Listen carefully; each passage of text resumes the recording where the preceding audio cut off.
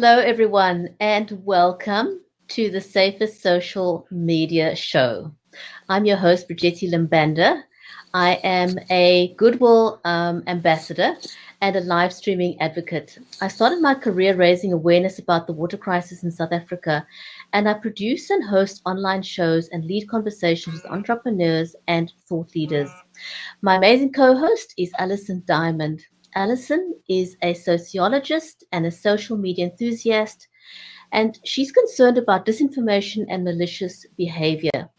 She takes a sociological approach to examining the problems and to find user based solutions. And today, our conversation is about naming and shaming. So, on this show, which is called the Safer Social Media Show, we talk about how we as individuals can gain the ability to take a more critical look at the things we see online and how we can become more selective about how we use that information that we see online, and how that leads to freedom of disinformation. But today we're specifically talking about naming and shaming. So, hello, Alison. Hello. How I'm are you? excited. I'm fine. How are you? Yes, that is great. So, I want to let everyone know welcome to the show, first of all. Um, Today, we are talking about doxing as well as naming and shaming. And I want to let you know that we are live on different platforms. We are live on LinkedIn, on Facebook, YouTube, Periscope, and Twitter. So, wherever you are watching us on your social media platform of choice, welcome to the show. And I wonder if we should kick off first by just explaining or giving a brief outline of what both doxing or naming and shaming is about.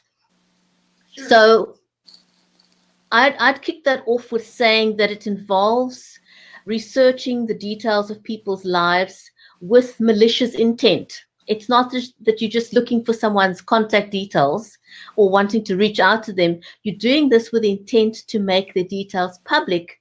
Um, and your intention is to harass, to abuse, to provoke fear, to even cause violence or physical harm to that person and or their family members.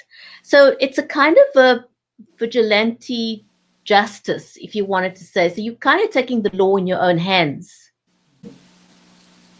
Yeah.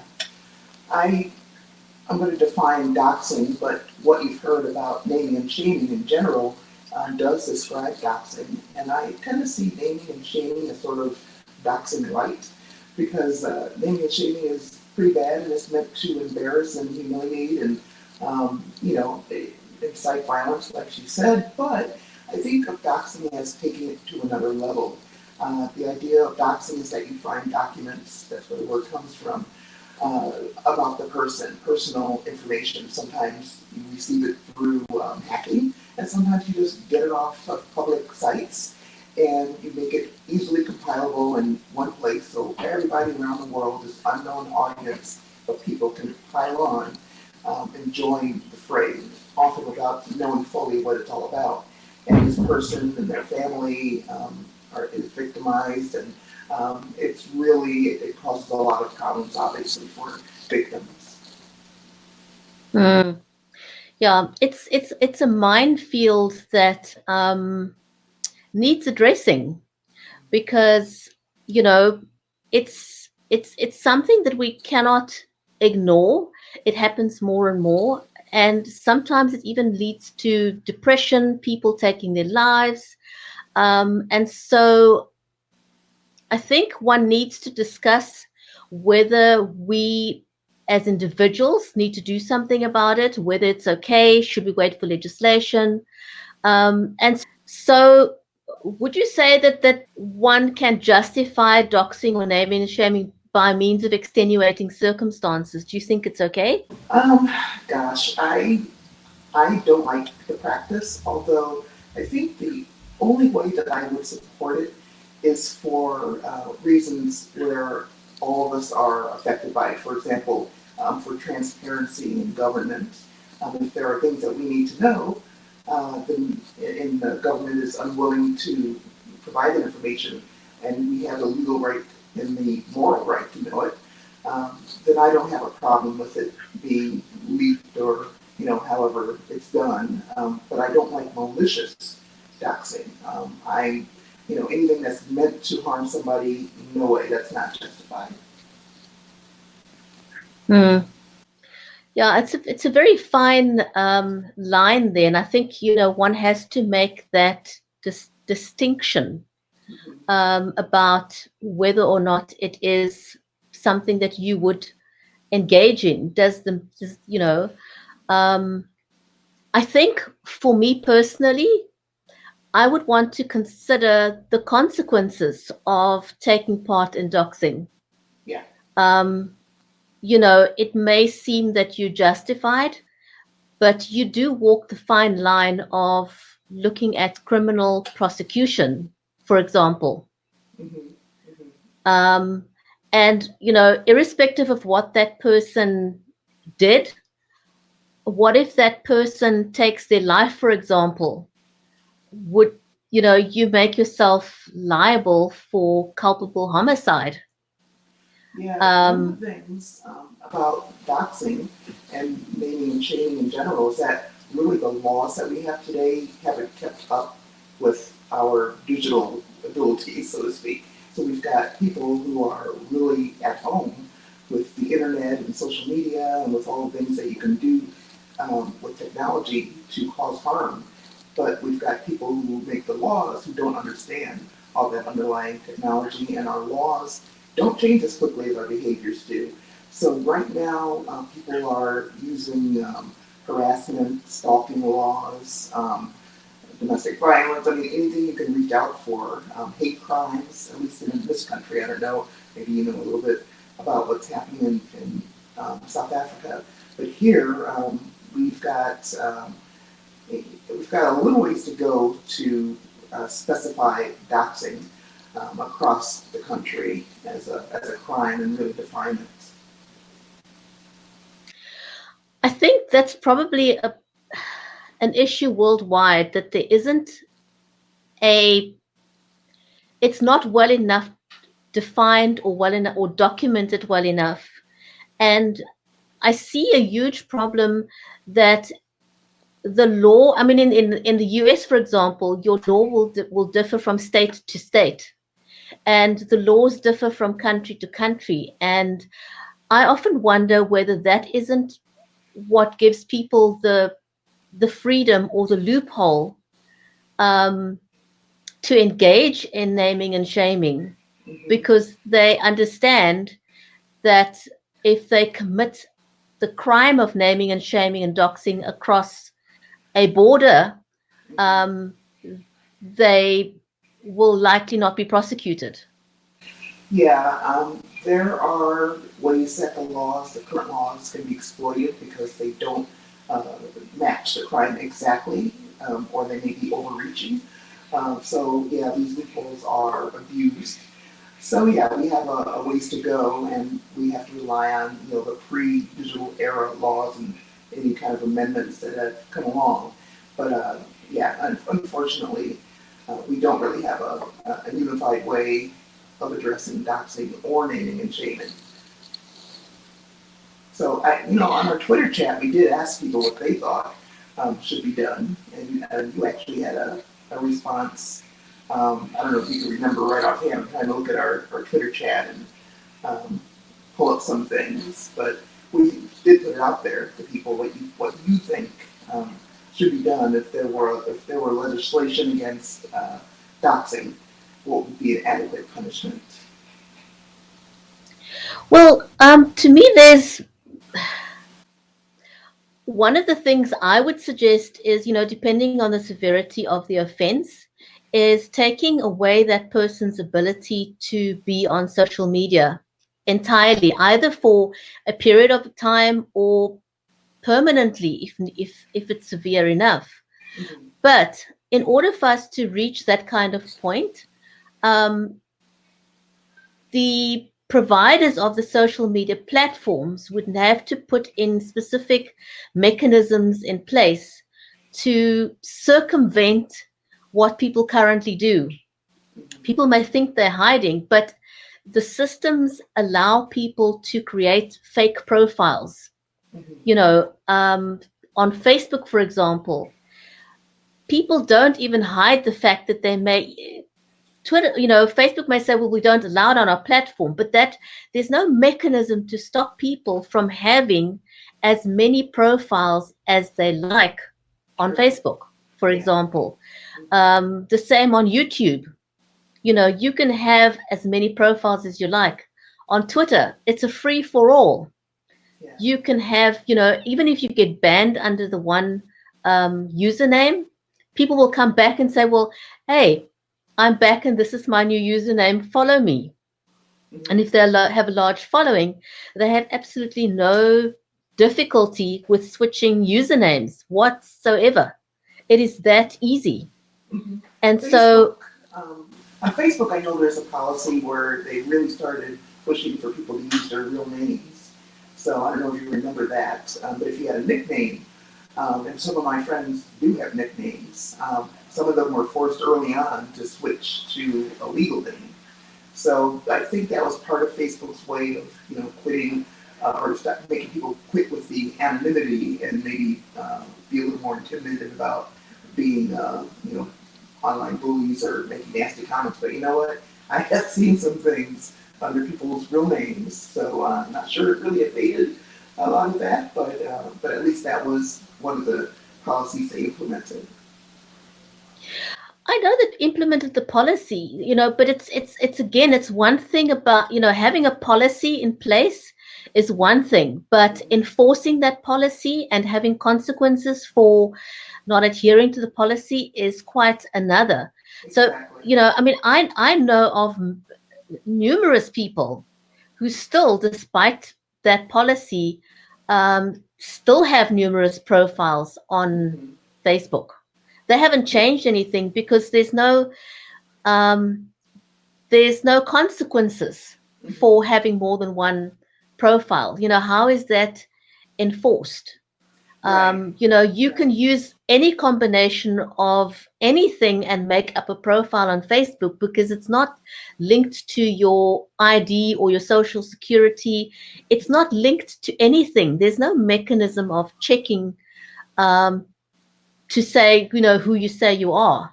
Well, they can't even check their age. So we have a lot of people who are underage, I think it's 13 or 12 for Facebook, who just say they're older, so they can see everything. And that's common on YouTube as well. So, yeah, and the other problem is that the platforms don't evenly apply their policies to everyone. So, we just have this battle going on YouTube with the person who was gay bashing.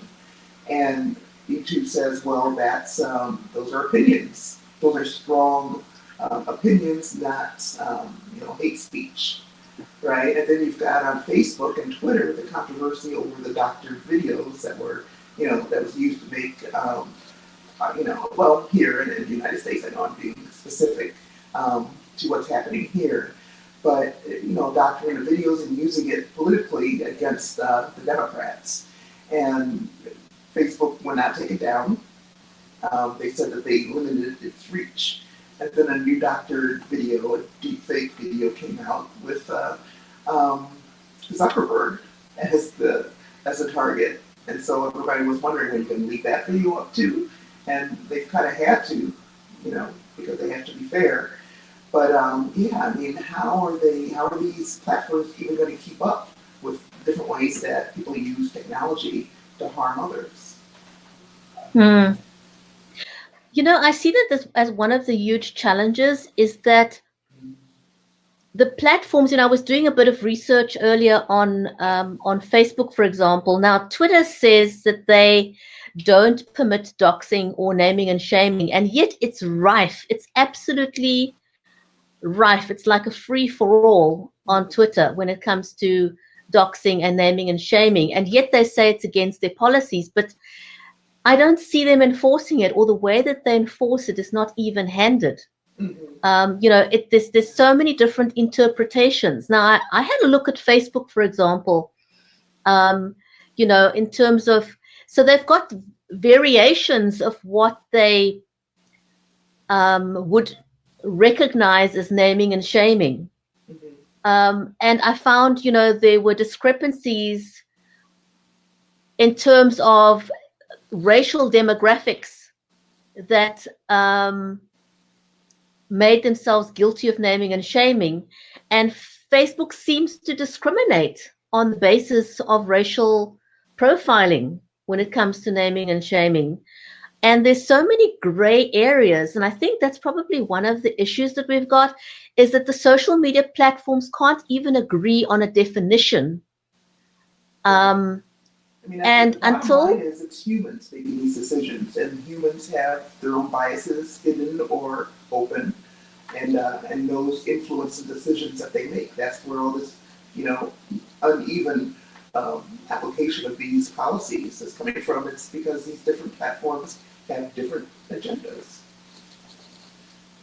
So one of the things I saw on Facebook, for example, that people were complaining about is the fact that the moderators may be of a certain ethnicity or social status or whatever, and it's left entirely up to them to make that decision. In other words, you're not having I don't know if one should call it a board or a panel, for example, made up of various demographics that could make a better combined decision than leaving it up to one person, for example, that's of a different demographic, and they may say, well, I think it's okay. I'm not sure exactly how it works, but that's how it seems from a public perspective. And that's why there's no even, Yeah, totally agree with you there. Anyway, I think we can, we need to work towards something needs to change, because this current status quo is not working for us. So an interesting thing is, if you were caught doxing or naming and shaming, and you actually made yourself criminally liable, you cannot escape the consequences. And I think that is one thing that you need to consider, that there may be legal consequences, because we talked about this last week as well, and again, I want to reiterate that I do believe that Facebook does need to take, and I know I'm harping on one social media platform, but I believe that they conditioned us to like and share too quickly. We've been conditioned over a period of time to do that. And so people don't take a second to think about the consequences. Yeah, we're too quick on liking and sharing. And once you've done that, I think an aspect that we forget about the internet is that it's so easy to screenshot anything and everything. So even if you decide to delete that tweet, or you decide to delete that Facebook post, chances are high that someone out there have screenshot your post or your tweet already. And so perhaps that leads into another question of, how do we keep safe online, would you say? What are some of the things that we could do to keep ourselves safe?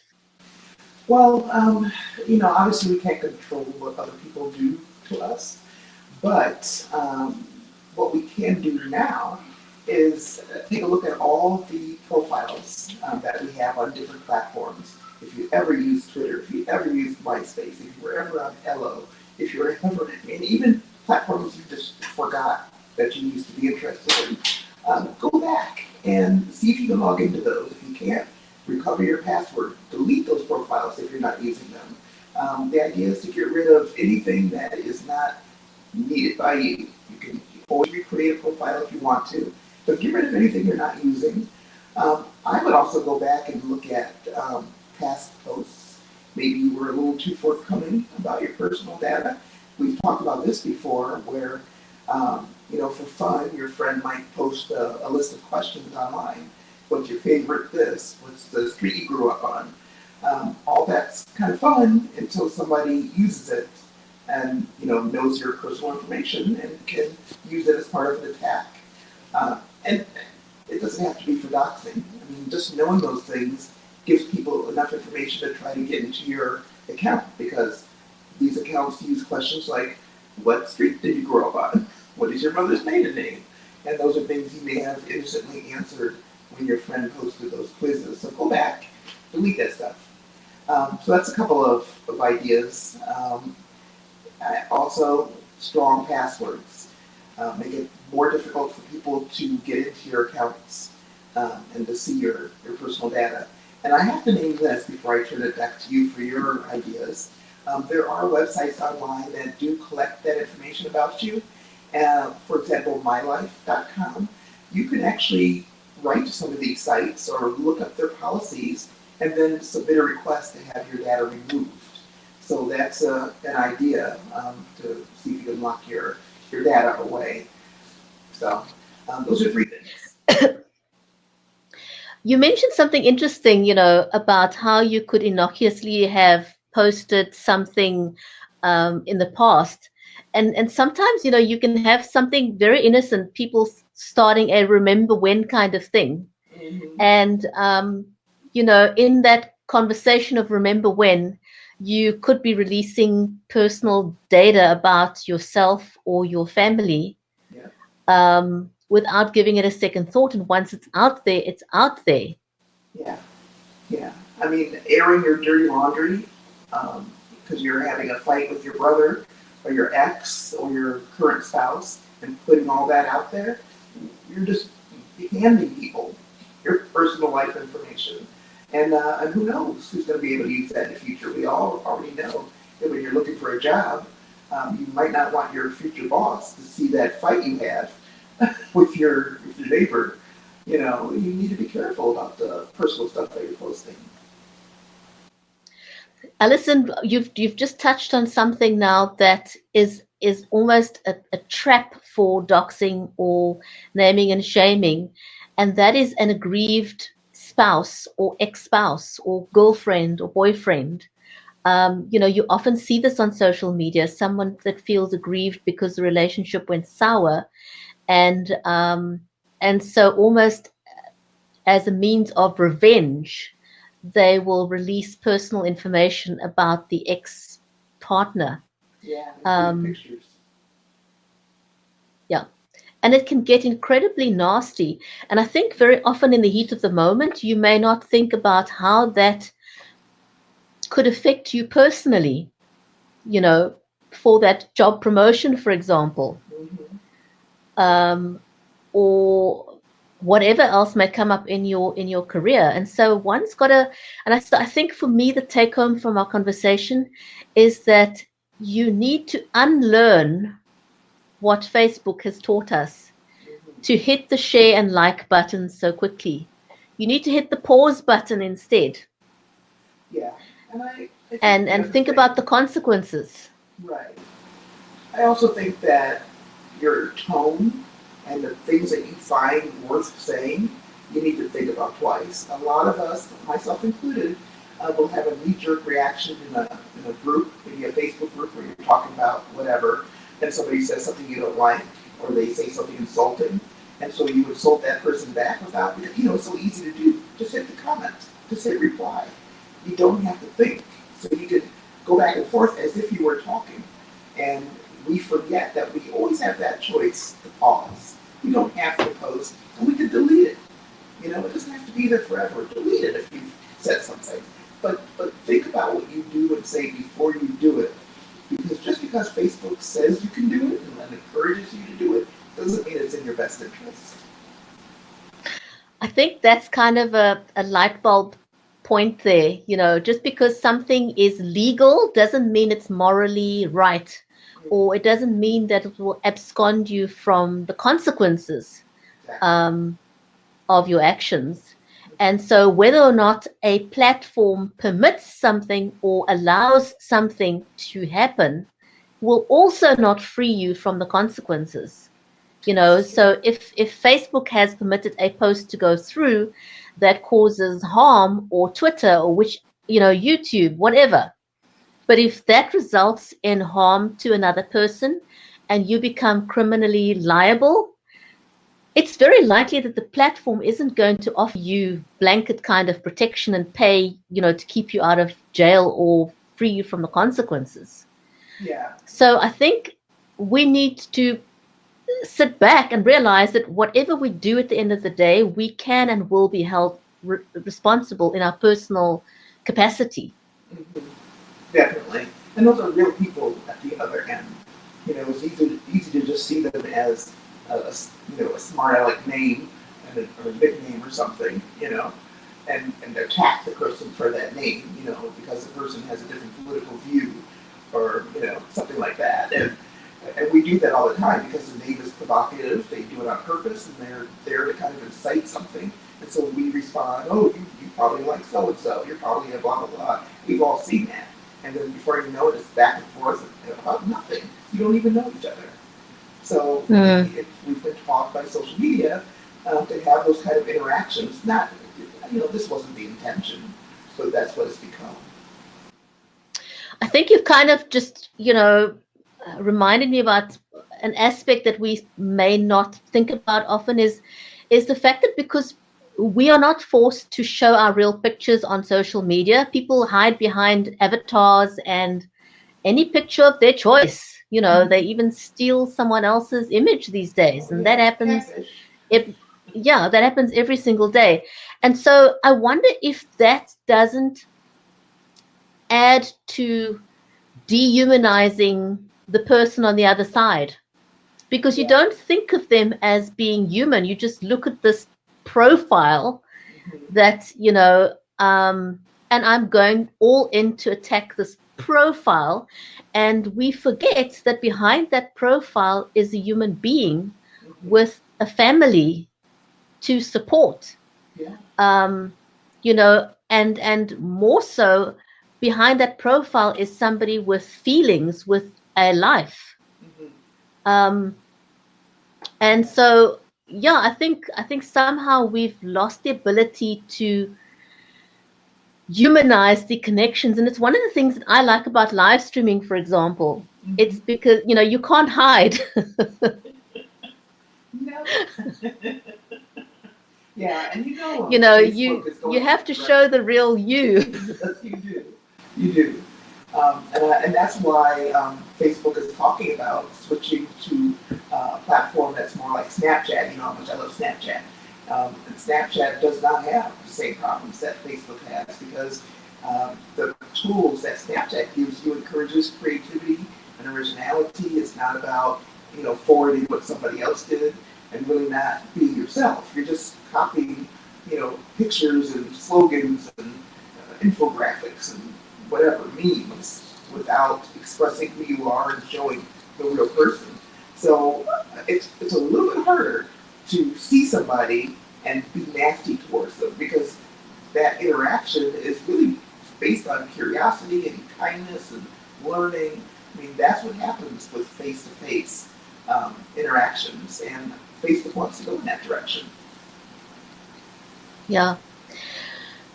Alison, we have come to the end of 30 minutes. I can't believe the time went by so quickly. So I want to just put this out there. If you have ever been the subject of naming and shaming or doxing, how did you deal with it? What did you do? What were there any consequences for people who engaged in this practice?